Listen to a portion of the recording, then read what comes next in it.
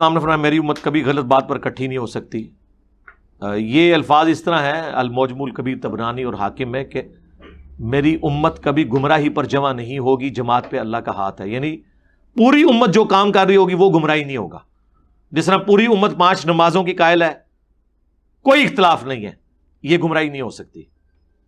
پوری امت مردوں کو قبلہ رخ دفناتی ہے، کوئی گمراہی نہیں ہوتی.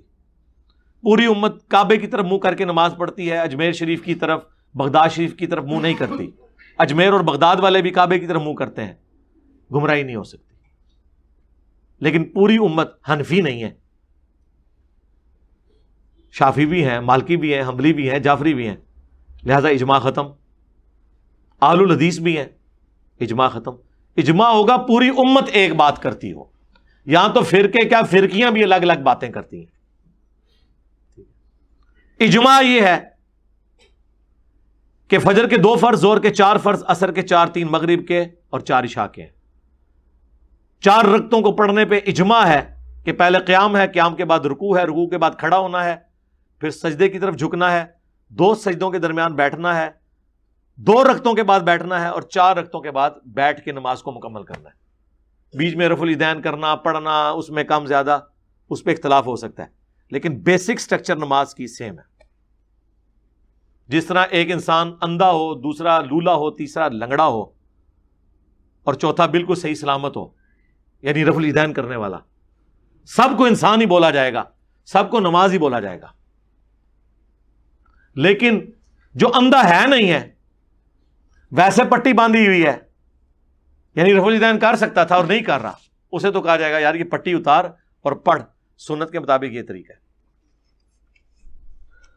اگر پوری امت کسی ایسی بات پر اکٹھی ہو جائے جو قرآن سنت کی نفی پر ہو تو امت، یہ تھریٹیکل بات ہے نا جی، کہانی نہ کروائیں. پریکٹیکلی کوئی ایسی بات کریں جس کے اوپر امت اکٹھی ہو اور وہ گمراہی پر مبنی ہو. اگر کیا ٹائم قیامت تک ہے کوئی ایک بات نکالیں جس پہ پوری امت اکٹھی ہو اور وہ گمراہی پر مبنی ہو. یہ سوال تھریٹیکل ہے، مہربانی فرما کے وضاحت کیا کریں. تھریٹیکل سوال کا جواب نہیں ہوتا، اور یہ ہوگا ہی نہیں. یہ تو آپ اس طرح کہہ رہے ہیں کہ اگر قرآن میں تحریف ہو جائے تو پھر علی بھائی قرآن کی یہ جو آیت ہے کہ ہم نے اس کی حفاظت کی ذمہ داری لی، اس کا کیا بنے گا؟ ہم کہیں گے رکو ذرا، صبر کرو، کہاں تعریف ہوئی ہے؟ وہ جی اسرائیل والوں نے اتنی صورتیں بنا دی، کس مسلمان کے گھر میں وہ صورتوں والا قرآن پڑھا جا رہا ہے؟ کسی کے نہیں. جی شیعہ کے قرآن کے 40 پارے ہیں، خود دیکھیں؟ نہیں، جا کے دیکھ لو.